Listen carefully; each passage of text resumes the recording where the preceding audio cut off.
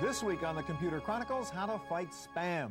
We'll show you some anti-spam tools that are already on your computer. You're probably not using them.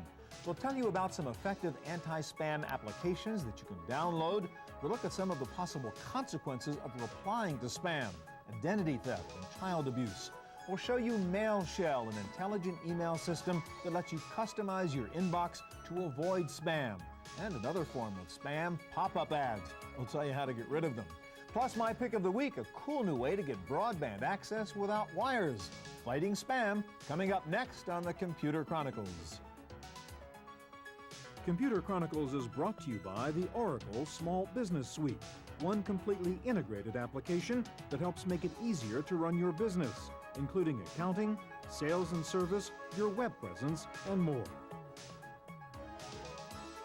Additional funding is provided by PC to PC, the online migration service from PC First, moving files, applications, and preferences from your old computer to your new one.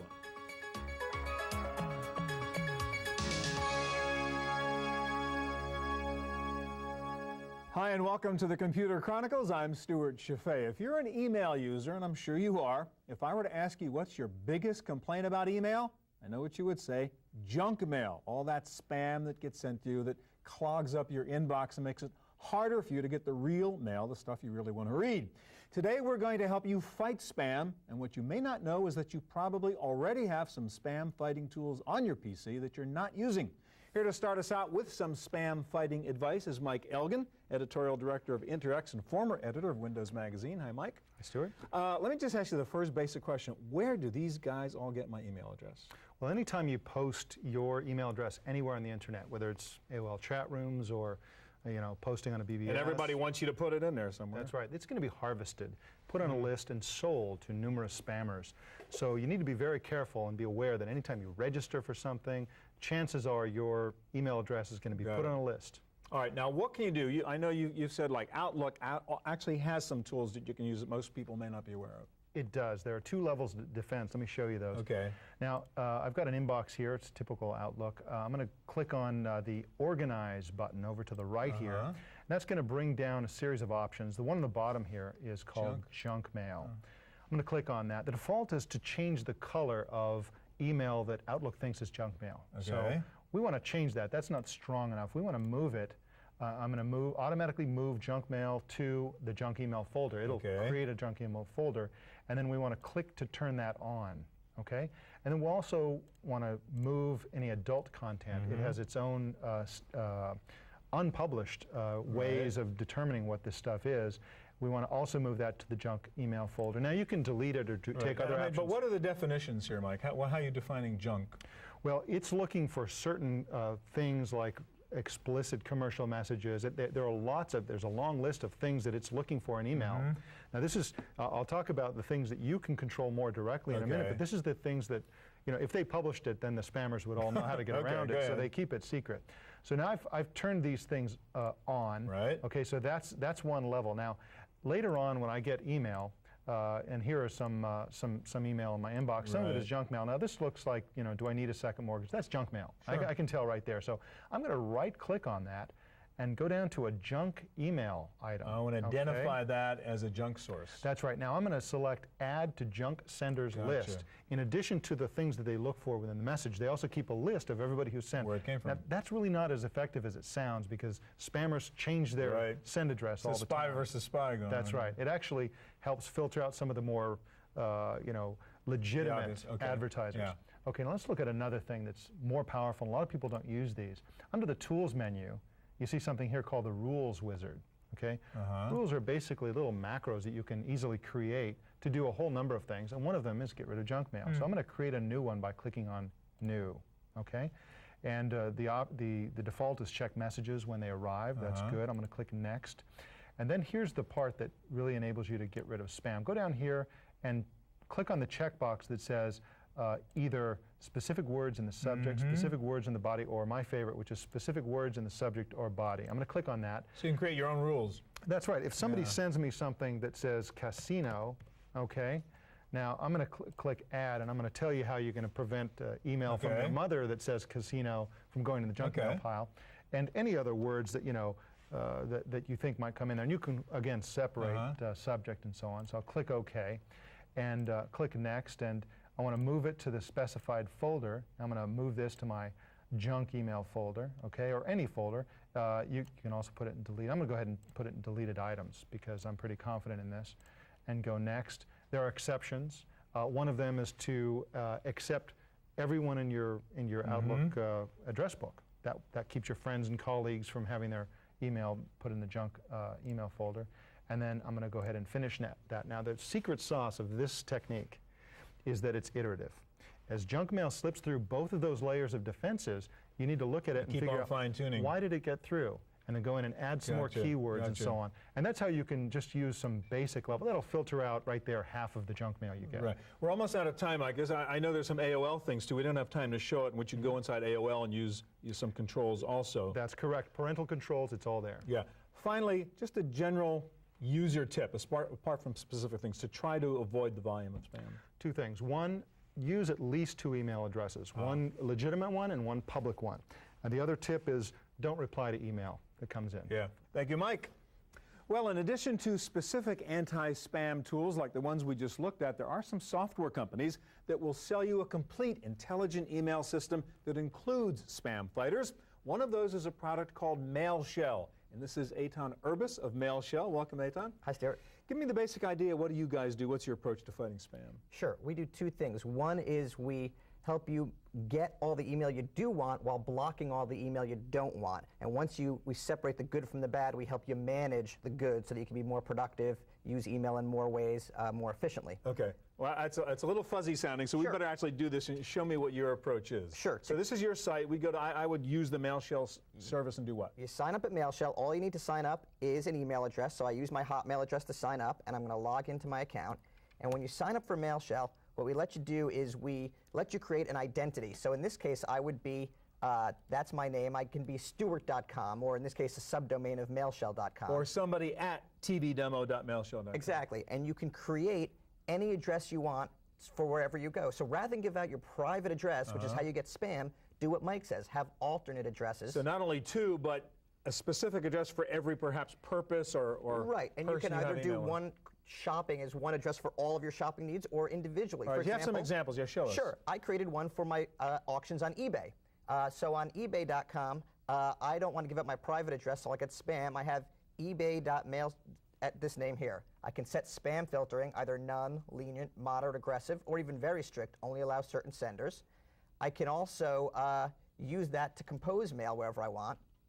So I can say that whenever I send email, I want to use from that eBay address or from any other address. So let's just say you've set up all these different addresses there, like Expedia, eBay, Friends, Investor, Shopping. Right, and this lets me manage the mail that I get, and what I can do too is manage how I deliver it. So that means that when mail comes into me, I can say either keep it on MailShell, I'll check my mail here, or forward it to my other private address, so I can still use that private address. Forward it to my Hotmail account, forward to my cell phone, my PDA. Okay. We let you get it where you want. Okay, but this is like an extreme case of people who have a couple of different email addresses. You say have as many as you want, and this way you know who. It's like when you have a magazine subscription, I guess, and you put a specific name so you want to know who got that. Exactly. And this way, if I create an address at eBay and I start seeing mail from someone else, I know that where they got it. Who's the leak. Okay. The last thing that I can do, which is important, is since I want to keep my existing address, I like that address, people have it, I can use MailShell to clean the junk mail from my existing address. So I can tell MailShell, go fetch mail from, let's say, my Yahoo mail account, bring it to MailShell, clean it up, clean out the junk, and then forward it again to another private address, cell phone, wherever you want. Right, so you don't have to switch from what you're currently using. Okay, so you use your existing email address. It's kind of, you suck it into MailShell, you clean it up, you run it through filters, and then send it to where you want to send it. Exactly. All right, now you have a sort of a way to actually have a temporary, like time expiring address too, right? Exactly. For any of these addresses, let's say I sign up at Expedia because I want to do some traveling. Now I know I'm going to do that traveling sometime in the next 60 days, I'm booking a flight. I can just set that address to automatically delete after 30, 60, 90, wherever days I want. And again, during that period of time, stuff you're going to get from Expedia comes to your Expedia email box. Exactly. And that way, what I can also do is, because it's coming from one source, Expedia, I may want to set the spam filtering for that to aggressive, because I shouldn't be getting things from other sources. So I can do this, set filters as I need, set controls as I need. A couple of questions. Isn't there the risk, though? I mean, sometimes you do get an email you want to read from somebody you may not know or remember that you knew. I mean, how do you deal with that problem? The way you deal with that is we have global filters. The way I showed you for each setting, you can set it to my global filter, meaning anything I don't know, I can set it to a lenient setting. Also, anything I don't know, you can say if it's something that I've never approved before, deliver it to a safe place, a junk folder, wherever I want it to go. Another feature I like, you can actually do tracking of your email, right? Exactly. When I go to compose mail on MailShell, it lets me do a few things. Not only can I compose from any of those addresses that I created, but I can also do two things. I can track delivery, click this box, and what that does is MailShell will tell me when that email has been received and opened. It's not just a return receipt, but it's when it was actually opened. And you have an encrypted option too. And I can send it encrypted too in case I want to complete a transaction using email, which is otherwise not secure. Okay, very cool. What's the cost to use the service?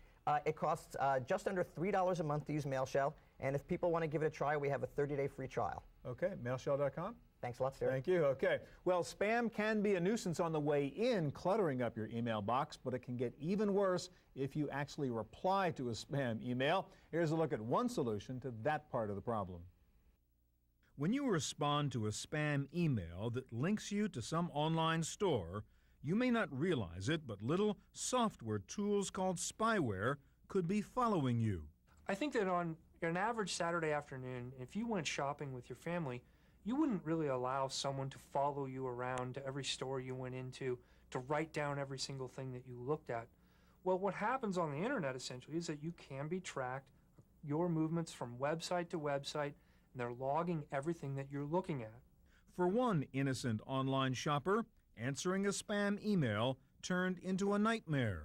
My identity was stolen by a stranger. This person was able to open an account in my name, a credit card account, without my knowing, and was able to charge large purchases on this account. When she called her credit card company after seeing charges on her bill that she didn't recognize, she was surprised at what they said. The credit card companies suggested that since I spend a lot of time online, my information could have been found online.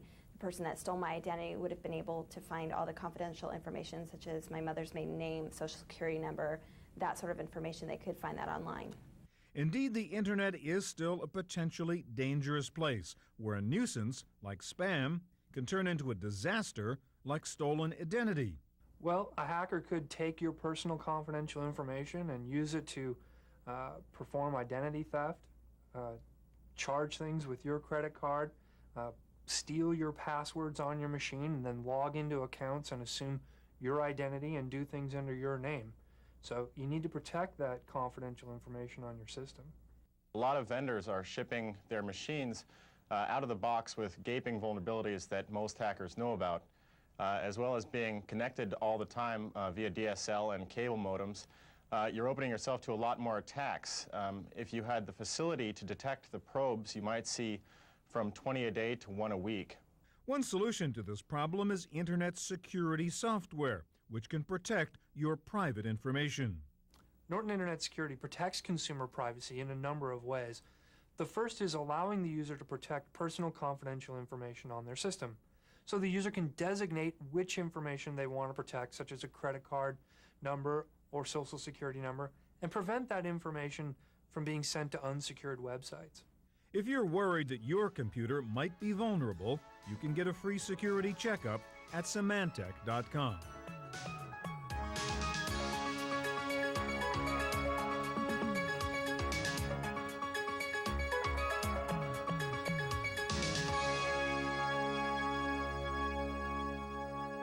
There are several anti-spam tools available that you can download to help you eliminate spam from any POP3 email account. And here to show us a few of them is Andrew Brandt, Senior Associate Editor with PCWorld.com. Welcome, Andrew. Thank you, Stuart. First of all, I better explain what I just said for people who don't know. What's a POP3 email account? A POP3 email account is the standard internet form of email. It's essentially the email account that almost every ISP uses, with the exception of America Online and CompuServe. Right. Okay, fair enough. So next question would be, before we get to your specific kind of spam stopper stuff, What's the difference between what we're going to look at and things like Mike showed us in Outlook, the built-in sort of filter tool? Well, Outlook has a lot of the same filtering technology that these spam busting software programs also have. The one main difference is that with Outlook and all the other things that can do the filtering, they don't have the filters built in. You have to write the rules, kind of. Every single time you get a new piece of spam, you have to add a filter to lock that one out. Okay. All right, so let's take a look at some of the ones you're going to show us. First of all, Spam Killer. Sure. Spam Killer is a commercial piece of software. It lets you, you can actually get it for free and try it out for 30 days if you want. What it does is, like all the other programs, it does go to your email account, download the mail, and then run filters against it to see which stuff is spam and which stuff isn't. When it finds something that is spam, it dumps it into a killed file, and when it finds something that you want to keep, it'll actually launch your application, your email program, and put it into your inbox. And if you want to, you can look at the killed file and say, wait a minute, I really did want to look at that. That's right. And what we did was we just checked my mailbox, and there was some spam in there, and look, there's all this spam from this guy, Andrew Brandt, but all these other people. Which you set up. Exactly. Right. And what we're seeing here is a lot of the software is telling you why it has bumped a lot of the spam into here. And so you can see so it's looking at the text of the message, it's looking at the subject lines, the senders, and you know, pretty much every aspect of the mail. You don't want inkjet cartridge commercials, huh? Well, no, unfortunately not. And that was a particularly bad one because I got it 4 times. Yeah. Okay, interesting. Let's take a look at another one then, which is Spam Buster. What would be the difference in Spam Buster? Well, really, Spam Buster is essentially the same kind of program as Spam Killer. What its main difference is that it's a little bit of a cutesy thing, and a little more flashy stuff. It's a little bit more flashy, and if you are really frustrated with your spam, you can launch the little spam busting guy and just give it a whack to take the stress out of checking your mail. All right, now we got another one, which is Mail Washer. How would that be different? Mail Washer is a free program. It's supported by advertising, but the good news is that the ads are stored on the hard drive of your machine, so you never have a privacy concern with it going out to the internet to download the ads. Sort of good news that the ads are on your hard drive. It's relatively good news. I mean, you can pay them, and they'll give you a version that takes the ads free off. with ads, pay no ads. Exactly. Okay, and how is it different from the two we looked at, Spam Buster and Spam Killer? Well, Mail Washers is different in one important way, which is that it has the ability to use what are called regular expressions, and this is for people who are really high-end spam filterers and people who get a lot of spam, like myself, like this, because you can customize your filters to a very fine degree and weed out. So you go in there and tweak their filters, so a little combination of what you can do with Outlook and what you can do with these spam killers. Exactly. I mean, they all allow you to customize them. Mail Washer allows you to customize them the most. Yeah.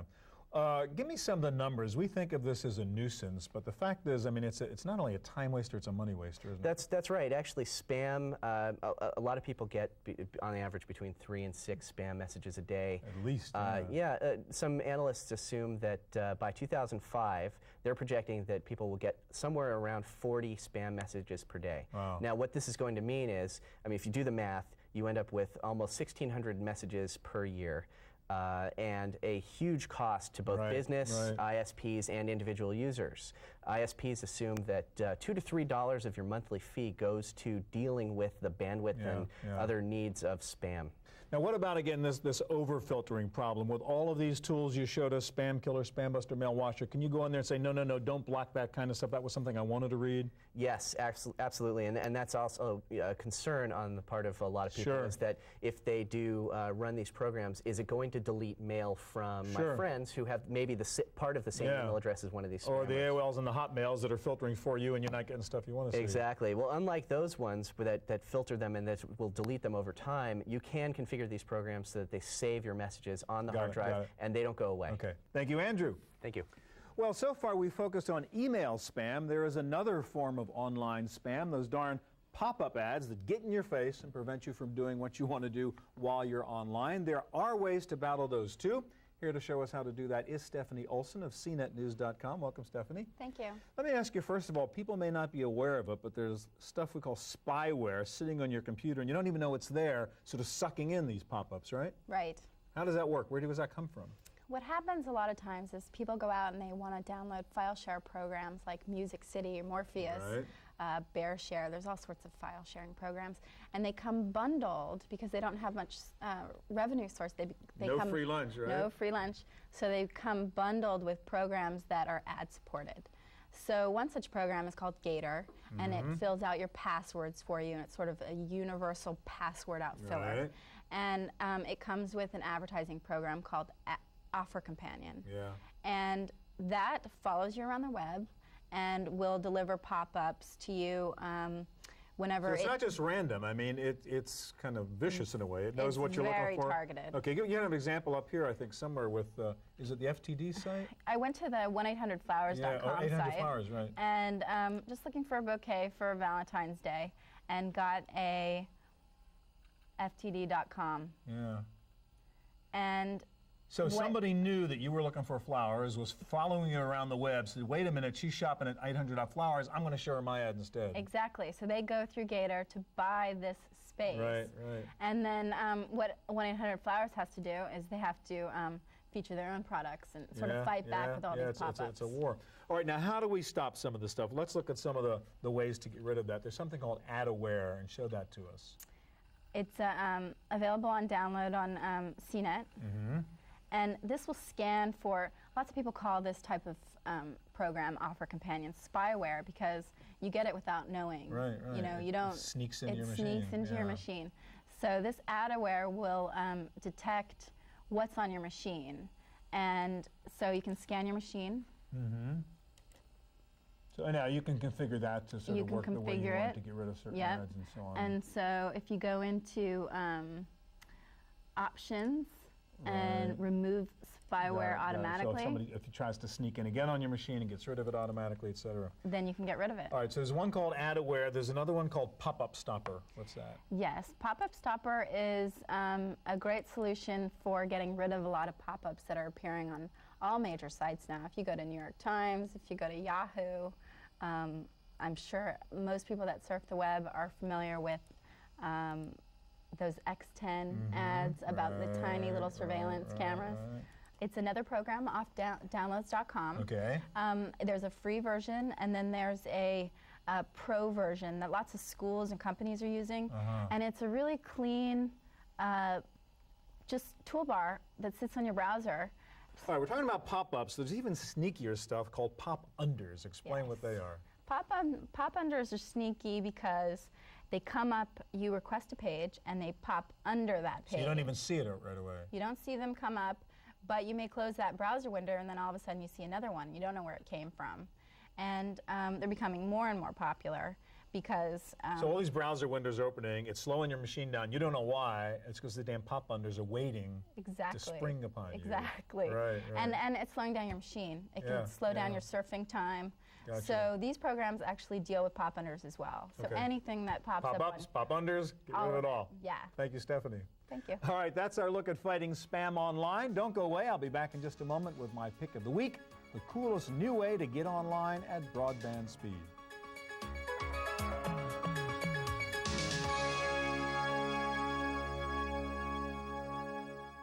Now for my pick of the week. If you buy a new high-end laptop these days, odds are it comes equipped with a Wi-Fi antenna and the software needed to connect to the new high-speed wireless networks that are everywhere now using a standard called 802.11b. This is very cool stuff. While you're sitting at a Starbucks, at an airport, in a hotel lobby, you can just open up your laptop and be surfing the web on a wireless broadband connection. But you can also do this even with your existing laptop. All you need is a relatively inexpensive 802.11b wireless PC card like this one from Action Tech. Installation is virtually automatic and you are ready to surf the web wirelessly at high speed at thousands of public locations. For example, if you're at a Starbucks, the Wi-Fi card automatically detects the presence of an 802.11b network, and logging on is a cinch after what many of us have gone through installing DSL or cable modems. A wireless 802.11b connection just happens, no hassle. There are several public Wi-Fi network providers, MobileStar and Boingo are two of them, and you don't have to sign up for any long-term contract. Use it for an hour or so, pay just for the time you use. The other nice thing about having a wireless PC card is that you can set up your own 802.11b network in your house and distribute your existing DSL or cable modem connection to your laptop. All you need is something like this wireless-ready network gateway and another PC card. You just stick it in the PC slot here, and you've got wireless broadband connectivity from your patio to your bedroom. The PC card and the wireless-ready network gateway cost about $100 each, and the products I showed you are from a company called Action Tech. That's it for this week's Computer Chronicles. Thanks so much for joining us. If you have any questions about anything you saw on this week's show, please check out our website at computerchronicles.org. Hope we'll see you here again next time. Computer Chronicles is brought to you by the Oracle Small Business Suite, one completely integrated application that helps make it easier to run your business, including accounting, sales and service, your web presence, and more. Additional funding is provided by PC to PC, the online migration service from PC First, moving files, applications, and preferences from your old computer to your new one.